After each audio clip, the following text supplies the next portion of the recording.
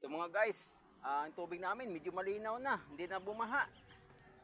Ayun, tingnan yung ilog namin, medyo okay na, malinaw na, pwede na maligo. Ito yung swimming pool namin na napakahaba ng swimming pool dito sa Garay. North sa Garay, Bulacan. Ayan o. Malinaw na, pwede na maligo. Sarap maligo na dito. Ito yung mga cottage namin. At may kasama pa ako dito. Si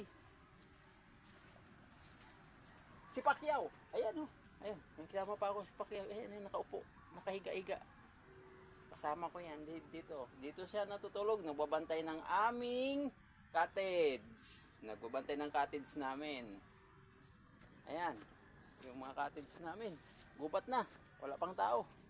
Kasi pag tag-ulan, ginaligpit namin itong mga cottage namin. Ayan.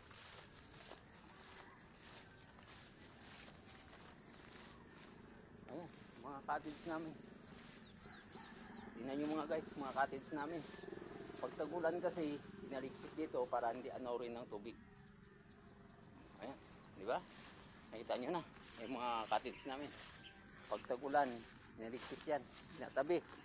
Kasi ito yung mga cottage na to, pag tag-araw, malaking pakinabang. Kahit paano,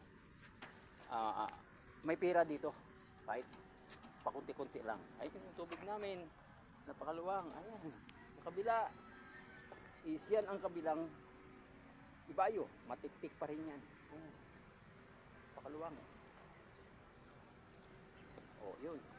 Ginagawaan na ng recrap yung tabing ilog para gumanda yung tabing ilog namin. Yung tuloy ang pag-recrap dito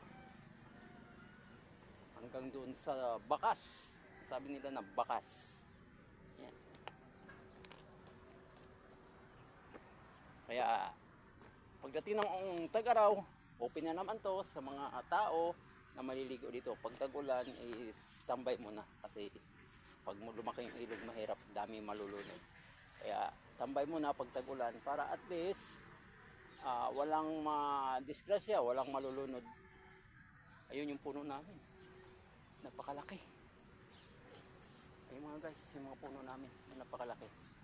Okay, balik na naman tayo sa trabaho tomorrow morning. Okay.